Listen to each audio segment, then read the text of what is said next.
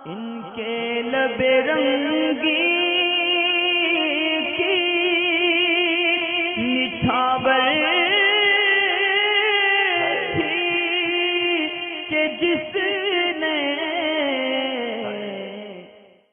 رقم لڑکی کے لیے جوڑی جاتی ہے شادی کرنے کے لیے، جس کو جہیز کی یا عام زبان میں دہیز کی رقم بولتے ہیں، سونا چاندی ہوتا ہے، تو کیا اس پہ زکوٰۃ ہوگی یا نہیں ہوگی؟ سوال اہم ہے اور اکثر معاملات یہ گھروں کے اندر پائے بھی جاتے ہیں۔ تو اس کا جواب یہ ہے کہ اس میں دونوں صورتیں ہو سکتی ہیں کہ زکوٰۃ ہو بھی سکتی ہے اور نہیں بھی ہو سکتی۔ نہیں ہونے کی صورت چھوٹی ہے، اس کو پہلے بیان کر دیتا ہوں کہ نہیں ہونے کی شرط یہ ہے کہ لڑکی کی شادی کے لیے سونا یا چاندی یا مال وغیرہ جمع کر کے رکھا ہے، 1 لاکھ 2 لاکھ 5 لاکھ یا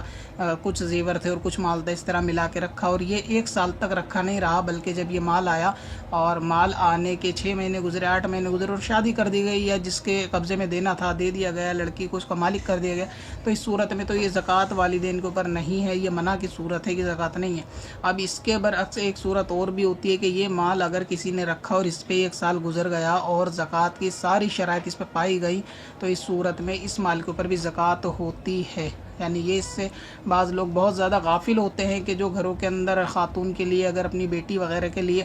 زیور رکھ لیتے ہیں یا مال جمع کر کے رکھتے ہیں، تو ان پہ 1 سال بھی گزر جاتا ہے،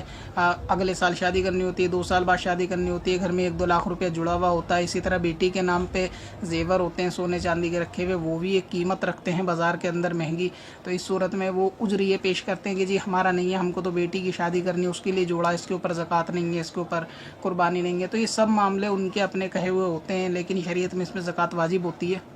اور زکوٰۃ واجب ہونے کے لیے یہ ضروری ہے کہ بندہ مال کا مالک ہو اور اس نے اس مال کے اوپر 1 سال گزار لیا ہو، یعنی وہ 1 سال کا وقت گزر چکا ہو، ساتھ میں وہ مالک اس مال کے اوپر قادر بھی ہو، اس کے قبضے میں بھی ہو۔ اگر یہ تینوں چیزیں پائی جائیں اور ساتھ میں اور بھی شرائط کی جیسے بالغ ہونا چاہیے یا مسلمان بھی ہو، تو اس صورت کے اندر اس پہ زکوٰۃ ہوگی۔ اب یہ مسئلہ نہیں ہوتا کہ جی والدہ کے اوپر اگر بیٹی کے دہیز کا رکھا ہوا ہے تو ہم نے تو اس کے لیے رکھا ہے لہٰذا ہم زکوٰۃ نہیں دیں گے، تو اس میں زکوٰۃ تو اس کو ادا کرنی ہوگی کہ جس کے قبضے میں ملکیت میں وہ مال ہے۔ ابھی مثال سمجھے کہ اگر یہ مال والدہ کے پاس ہے، والدہ کے پاس 2 لاکھ روپے یا زیور وغیرہ بیٹی کی شادی کے لیے ہیں، تو جب تک یہ مالک اس کی والدہ ہیں تو ان کو زکوٰۃ واجب کرنی ہے، کیونکہ ان کے قبضے میں ہے، ابھی انہوں نے اس کو ہبہ نہیں کیا۔ ہاں اگر بعض صورتیں ایسی ہوتی ہیں کہ مالک اگر بیٹی کو کر دیا جائے، یعنی یہ سامان ہے اور بیٹی سے کہا جائے تیری شادی کا، اس کے باقاعدہ قبضے میں دے دی جائے کہ وہ اپنے ہاتھ میں لے کر اس کی مالک ہو جائے، پھر چاہے وہ والدہ پہ واپس رکھوا دے کہ جی یہ میرا مال ہے، میں آپ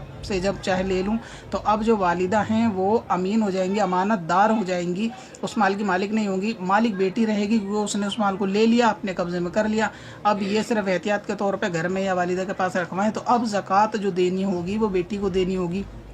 اور اگر بیٹی کی طرف سے یا والدہ کی طرف سے گھر کا کوئی بھی فرد ادا کرے گا تو بہرحال زکوٰۃ ادا ہو جائے گی، مگر یہ کہ زکوٰۃ اس پہ واجب ہوگی ہی، تو یہ اجر نہیں ہوتا جی یہ شادی کا مال رکھا ہے، دہیز کا مال رکھا ہے، بھائی مال رکھا ہے اور مال پہ ہی زکوٰۃ ہوتی ہے، وہ مال ہی ہے جو رکھا ہوا ہے، اس پہ 1 سال گزر گیا اور اس کوئی قرضہ وغیرہ بھی نہیں ہے اور اس میں مالک بھی پائے جاتے ہو، اپنی قدرت بھی ہے، قبضے میں بھی ہے، تو پھر اس کے اوپر زکوٰۃ واجب ہے، سمپل۔ اور زکوٰۃ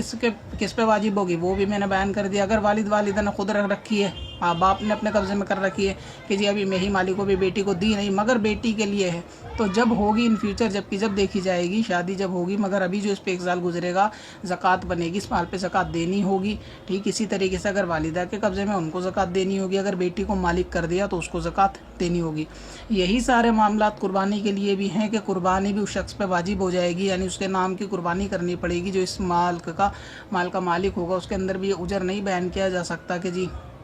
لڑکی جو ہے وہ کماتی نہیں ہے، ہم نے اس کی شادی کے لیے رکھا ہے، تو اگر نہیں کماتی، اس کی طرف سے کوئی دوسرا شخص قربانی کرنا چاہے تو قربانی کر سکتا ہے، مگر یہ کہ قربانی اور زکوٰۃ اس مال کے اوپر، دہیز کے اوپر جو ہے وہ واجب ہوگی۔ تو اس میں بہت سارے لوگ غلط فہمی میں ہوتے ہیں، یہ بیان کرتے ہیں